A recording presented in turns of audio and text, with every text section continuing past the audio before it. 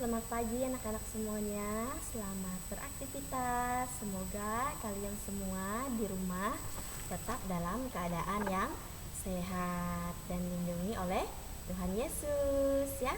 Nah, Ibu berharap hari ini ya kalian belajar yang semangat ya.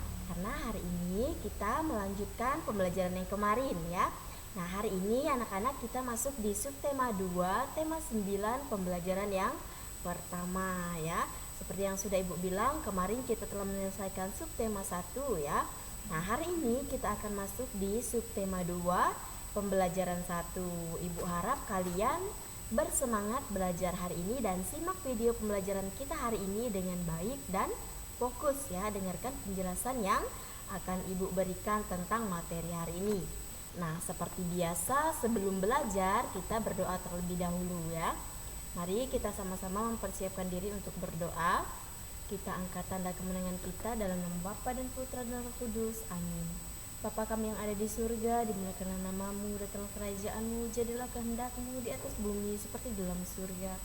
Berilah kami rezeki pada hari ini dan ampunilah kesalahan kami, seperti kami pun mengampuni yang bersalah pada kami. Dan jangan masukkan kami ke dalam percobaan, tetapi bebaskanlah kami dari yang jahat. Amin. Dalam nama Bapa dan Putra dan Roh Kudus. Amin. Oke, kita langsung masuk ke materi ya. Nah, anak-anak bisa buka bukunya itu subtema 2 ya. Subtema 2 pembelajaran 1. Nah, anak-anak di sini kita akan membaca cerita terlebih dahulu ya. Nah, pada minggu siang, Lani asik menonton televisi. Di televisi ada iklan sirup. Lani terpengaruh iklan sirup di televisi. Lani ingin membuat es sirup. Lani kemudian meminta ibu untuk mengajarkan cara membuat es sirup. Saat hendak membuat es sirup, ternyata gula di dapur habis. Ibu lalu meminta Lani membeli gula di warung. Dengan senang hati, Lani membeli gula ke warung. Setelah membeli gula, Lani dan ibunya melanjutkan membuat es sirup. Dalam larutan es sirup terdapat 2 penyusun larutan, yaitu ada air dan gula. Nah, oleh karena itu sirup termasuk zat campuran. Air dan gula sebagai penyusun larutan sirup merupakan zat tunggal. Nah, itulah mengapa contoh zat tunggal dan zat campuran. Kemudian bagaimanakah perbedaan antara zat tunggal dan zat campuran? Nah, kita akan menemukan jawabannya pada materi berikut ini ya. Nah, Lani terpengaruh iklan televisi, yaitu iklan sirup seperti yang ada di gambar ini ya. Nah, iklan yang ditayangkan di televisi merupakan salah satu contoh iklan elektronik. Mengapa demikian? Alasannya karena televisi merupakan salah satu media elektronik. Adapun yang dimaksud dengan iklan elektronik adalah iklan yang penyebarannya menggunakan media elektronik. Nah, apa saja bentuk iklan elektronik itu kita akan lihat bersama-sama ya. Nah, di sini iklan elektronik banyak jenisnya. 3 di antaranya akan kita pelajari saat ini. Nah, ketiga jenis iklan tersebut ada iklan radio, ada televisi, dan ada iklan internet. Nah, bagaimanakah karakteristik ketiga iklan elektronik tersebut? Nah, kita akan membaca satu persatu tentang iklan tersebut ya. Mari kita simak. Yang pertama, kita akan melihat tentang radio. Nah, di sini radio merupakan media auditif yang bersifat atraktif. Artinya, radio adalah media yang mengandalkan pendengaran untuk menyapa pendengarannya. Nah, oleh karena itu, pemaparan iklan melalui media radio memiliki karakteristik atau ciri khas. Nah, iklan di radio hanya dapat didengarkan melalui audio atau suara. Nah, di sini suara yang diperdengarkan dapat berupa voice atau suara kata-kata manusia yang teratur, musik atau perpaduan bunyi-bunyian yang teratur dengan ritme tertentu dan harmonis. Nah, dan efek suara adalah suara-suara yang tidak beraturan maupun suara alam ya. Jadi anak-anak, ini adalah penjelasan tentang radio ya, atau iklan elektronik ya. Salah satunya itu adalah iklan di radio ya. Nah, kemudian yang kedua iklan televisi. Nah, anak-anak bisa perhatikan di gambar ini ya. Nah, di sini iklan televisi adalah iklan yang disiarkan melalui televisi. Di mana di sini iklan televisi sangat menarik karena merupakan kombinasi dari suara, gambar, gerak, dan iklan ya. Jadi di sini iklan televisi memiliki karakteristik yaitu dapat dilihat dan didengar.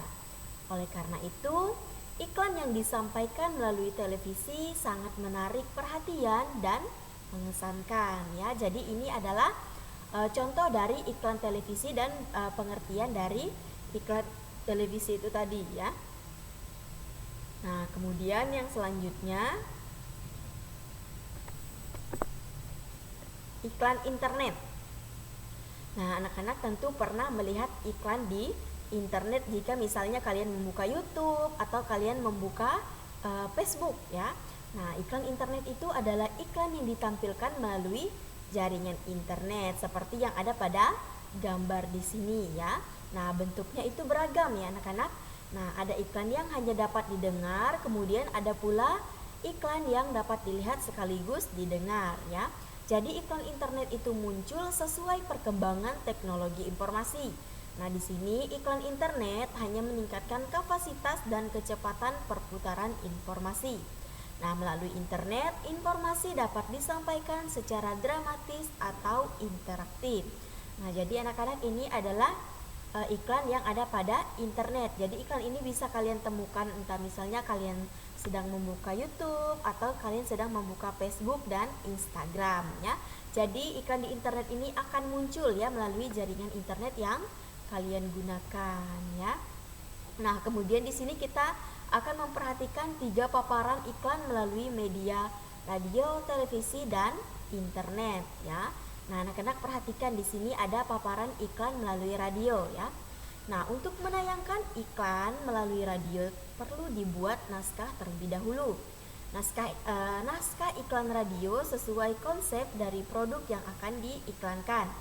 Naskah iklan radio dibuat dengan mempertimbangkan skenario iklan baik dialog, monolog, musik maupun efek suara.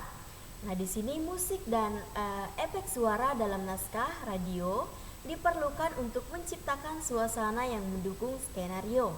Amati paparan iklan radio melalui naskah berikut.